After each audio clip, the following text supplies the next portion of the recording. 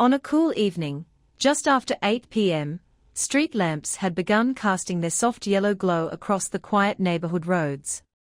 A father in his 40s stepped into the underground parking garage of his apartment building, keys in hand, thinking only about one simple task: picking up his teenage daughter from her friend's house.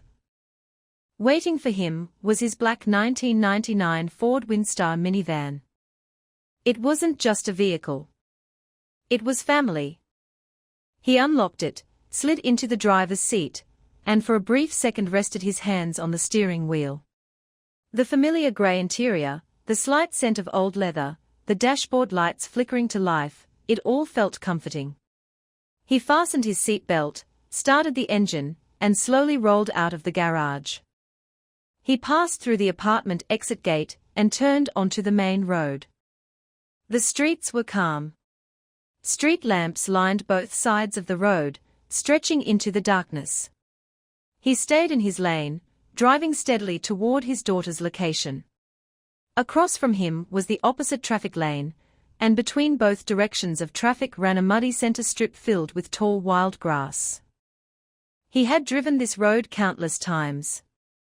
Then, in less than a second, bright headlights exploded through the grass. A saloon car suddenly jumped out of the opposite lane, tearing across the muddy strip, crushing through the tall grass straight toward him. There was no time. No horn. No warning. Bang! The impact slammed into the front left side of his van with a violent crash. The airbag exploded from the steering wheel. The seatbelt locked hard across his chest and shoulder as the van shuddered to a stop. For a moment, silence. Then smoke. The father sat frozen, heart pounding, ears ringing. He was alive. His seatbelt had saved him. Other drivers stopped immediately. People rushed toward the van. Someone called emergency services. Soon police lights painted the dark road red and blue. Tow trucks arrived. Then the ambulance.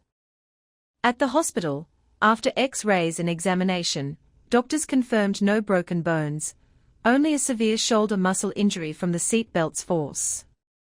His wife and children arrived, worried but relieved.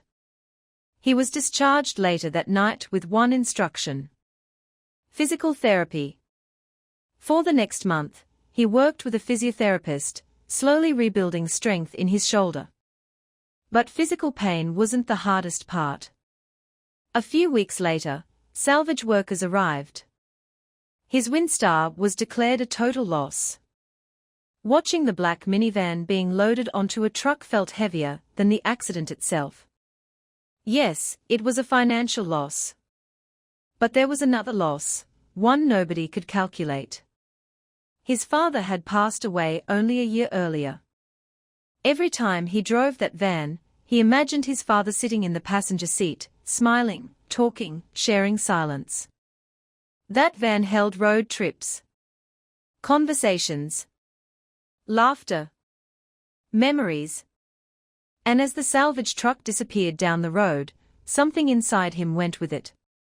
Not just a vehicle. Not just money. But a piece of his father. A sacrifice that would stay with him for years.